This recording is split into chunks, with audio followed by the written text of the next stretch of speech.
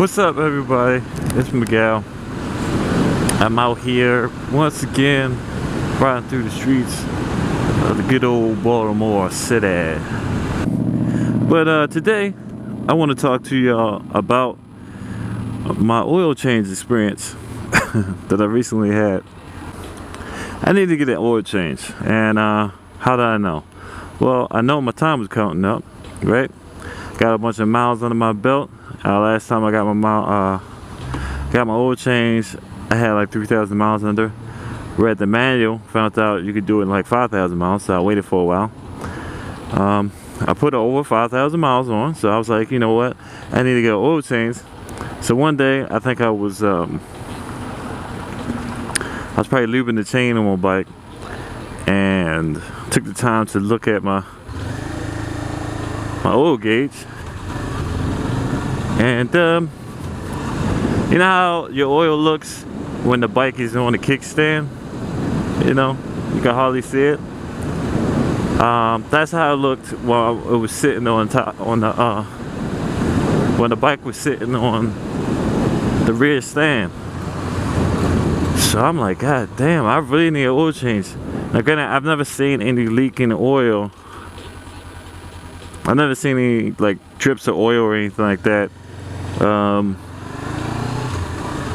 Where I park my bike, or you know, if I'm out, I've never seen any leak in oil.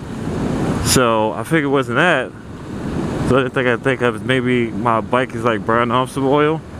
Now around where the oil goes in, it looks like there's oil there. So it might be a little bit of a gap in the gasket or something like that, to that slowly releases some oil, and or it's getting burnt off. I don't know. Either way, so I go to, you know,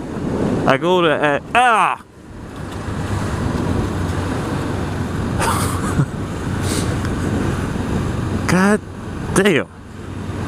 This is a good thing that I have like some decent techniques on riding my bike, so that when stuff like that happens, I'm not like seriously hurt. Cause I could have hurt my nut sack. My whole sack could have been destroyed right then. The whole sack. Not a partial sack thing, but like a whole sack thing going on there. I could have been severely injured. I called up the neighborhood place where I got my oil change the first time. It's called P-Cycle. I went to P-Cycle. I mean, I called P-Cycle. I didn't go there. And because I don't have that much money at the moment, I asked. You know, last time I didn't even ask. I just kind of, yeah, I need an oil change. So I'd ask. They told me the oil change is going to be like $85 or something like that. And I'm like, $85? It's freaking that's freaking ridiculous. Like my Honda Accord that I had wasn't worth $85 for an oil change. They was like worried about me actually wanting to pay for it when they told me $60. They was like, you know, this is a special oil and yada yada yada, and this is why it costs $60. You know? And you talking about a motorcycle, $85. I almost stole my bike. So I was like, yo, I can't do that. So I'm like, you know, I'm just gonna buy the stuff and then do it myself. Save me some money. So I go to the same place, P-Cycle. Well, I could have bought it online, but I didn't. I went to P-Cycle, bought the stuff. I had to get a oil filter and 3 quarts of oil, synthetic oil. Right? That itself is like $50, something like that. It's like, yo. But whatever. So I'm saving. I would be saving like $30 or something like that. So okay, I look online to make sure I have all the parts. so that I can do the oil change. Yeah, I got a decent amount of parts so I can do the oil change. Cool.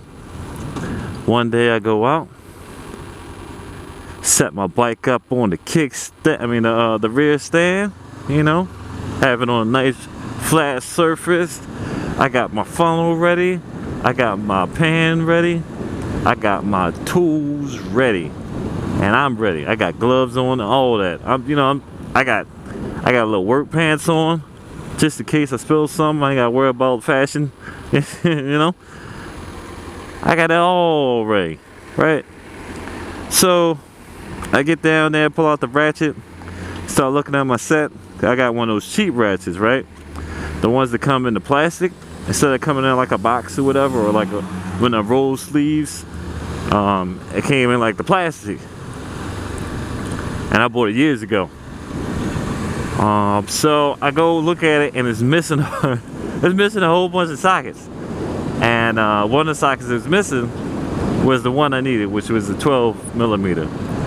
So I think trying to get it to work, because at first I didn't know what the size was. I just started putting random sockets on there and trying. Maybe it's this one, maybe it's that one, you know.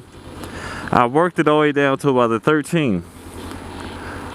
Started trying to do 13, it starts slipping, right? It starts rounding the bolt out. So then I find out, oh, it's a 12. Okay, I got 12s in this pack. I started looking for it, can't find it. Started looking through my house, can I find the 12mm socket? Now, the one that I need, I can't find it. So I go and I asked a friend. He said he probably got one. So I started waiting for him, and then I go to walk to his house, and then I see another friend's father. Talk to him about it. He's like, yeah, you can borrow my ratchet set. Got the ratchet set, got the 12, put it on, tried to twist it. It starts stripping even more. So now this thing is all jacked up, okay? All jacked up, all right? So I gotta move on, right? So then it's like, okay, I can't use this. What about vice grips, right? So I can grab onto it, actually tight, turn it. Latch the vice grips on, pull down all my might with my grip, try to hold that thing steady, try to twist that bad boy, and what does it do? It puts the ridges into the bolt, yeah, and it slips again. So now I got like the vice grips lines all around the bolt, because the bolt is not trying to twist at all. I'll put some oil on it, bolt's not trying to twist.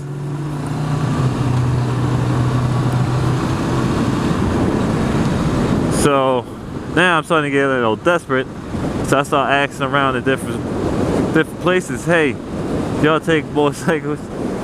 And one was like, yeah, we do it, but it'd be Saturday, and it's first come, first serve, and it's $100. Then the other one's like, yeah, we do it, it's about $80. But, you know, because the bolt's jacked up, once they take it off, I gotta put a new bolt on it. And then that bolt, it's like $25, something like that. So once again, I'm over $100 again. So this is making it even worse.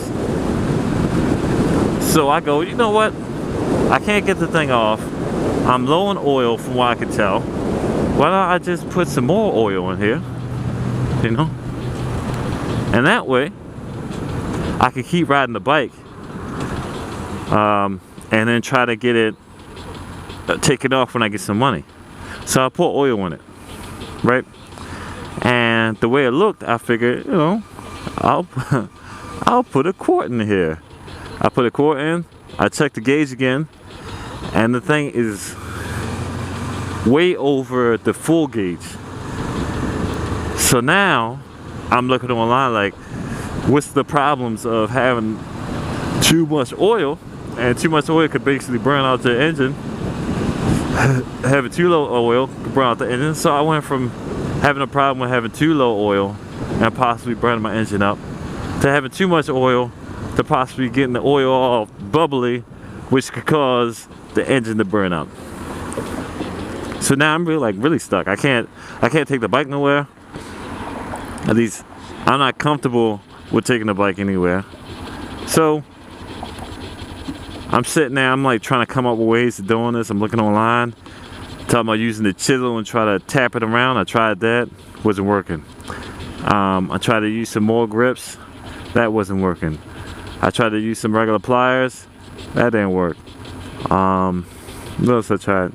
Oh, they also said you could just take a size smaller down from the bolt size you need, the socket size you need, and hammer it on there, and then use that to twist it off. And because I was low to the ground, you get a little bit of raise off the rear stand, but you don't get that much. And I was low to the ground, I could hardly swing my arm to bang the socket on. And yeah, so I think I got the socket about halfway at an angle, so that messed it up. So then while I'm sitting there working on it, there's like a mechanic I've known for years and years and years. He works on cars. He usually works out our alley. And so I started asking him questions. He's trying to explain to me, oh yeah, you could use the chisel. I'm like, yeah, I was trying that. And you know, he's giving me all the other stuff. Then another guy pulls up.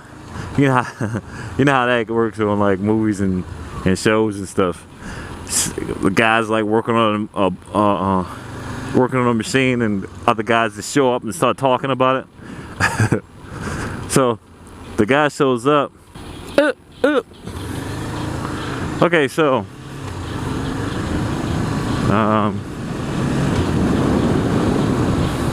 where am I at? Oh yeah, so the guy comes over and you know, he starts talking about it, and he like works on motorcycles. So we're all like discussing different ways to take this bolt off, and you know, paying for it and all. And then out of nowhere, I don't remember what started it, but he suggested taking the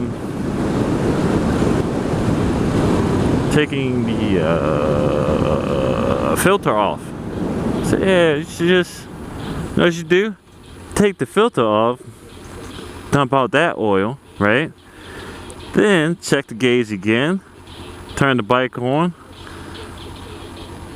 turn it back off, and then dump some more. And I'm like, God damn it, why did you tell me this like a week? Because I've been working on this bike for like a week. I was like, man, why did I think about this? Or somebody told me this like a week ago, that you could just get rid of oil.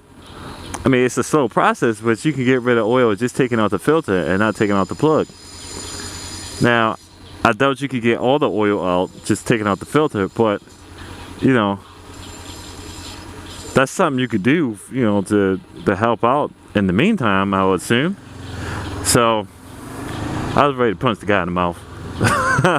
So I know, but I was like, man. So that's what I did. I popped the filter off, thought I was going to need a monkey wrench. Come to find out I can't fit the damn monkey wrench in there. And then the monkey wrench that I could fit in there was too small to grab the filter, and then I just twisted it off by hand. You know, it's just like, what? But anyway, I did it, you know, and I got the oil out. So now, when I look at the gauge, it's halfway between the top and the bottom, or, you know, not really halfway, but it's between the top and the bottom, which is good, you know, and you know, everything's lovely now. So, you know, let that be a lesson to you guys out there, guys and gals out there that is trying to change your oil, no matter if it's on a 2-wheeled vehicle, 3-wheeled, or 4, or even 18 wheels. Don't strip your bolt. Don't strip the bolt. You know, it starts off as fun and games, and you know, you're having a good time, but at the end of the day, you know, it's gonna come back to haunt you. And let me tell you, I lost some sleep. All right, I lost a lot of sleep thinking about that bolt, wondering if it will pop up one day and ruin my life, you know. So there's that.